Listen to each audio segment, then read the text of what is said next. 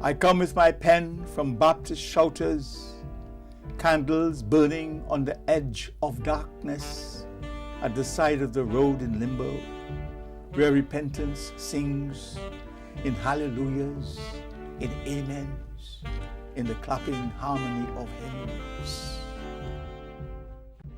My name is John Lyons. I am a painter and a poet, among other things. And I have been living in this country for over 50 years now. Well, I spend most of my time in the studio. I write and I paint.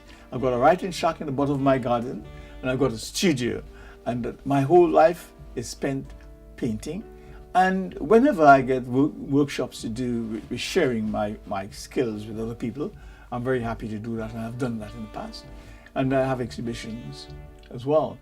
I'm from Trinidad and Tobago. The culture there is really quite a vibrant culture, full of color and full of calypso. It's the birth of carnival, famous carnival in Trinidad. And all my work basically is based on the folklore of Trinidad and Tobago. And I'm very proud to have come from that background.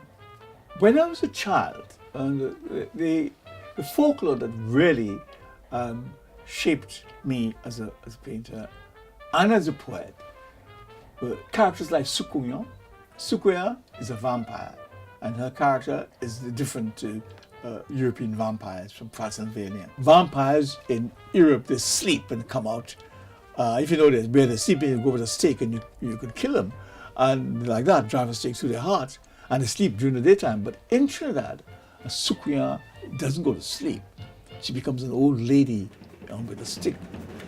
At night, when she's getting ready to go and have a feast of blood, she takes her skin off, hides it under a water barrel or something, and immediately becomes a ball of fire and flies through the night. And we used to scare each other to death, almost, telling stories about these characters, scaring you before you go to bed at night time. So they were so indelibly ingrained in my psyche that they're part of my culture.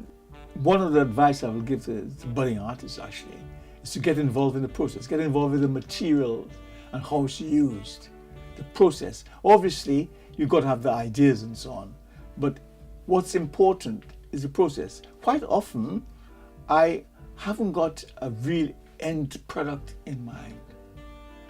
I enter into a dialogue with what I do, and it tells me what is necessary to be done.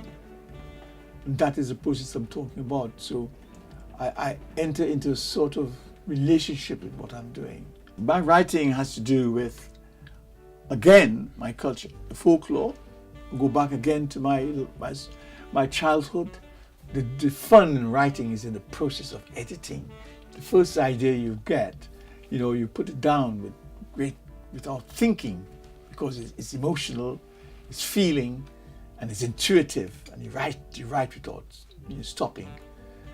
And it's when you start working on what you've written, taking out, selecting, putting together, knitting together, paring it down, shaping your writing. That's where the excitement is for me. Creativity is a faculty that all human beings have.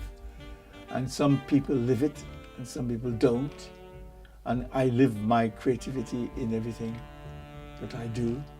If I cook, I'm being creative. When I cook, I'm being creative. When I pick up my old saxophone, I'm trying to be creative. I improvise and just be creative with that. I paint. So life is about being creative. The world is still being created. It's changing all the time. It's dynamic. It hasn't been created. It's never really been created. It's a static thing.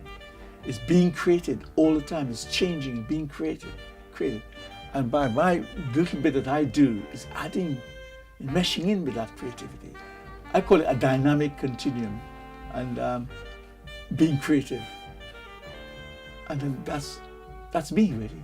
I'm just pleased and call myself privileged to do what I do.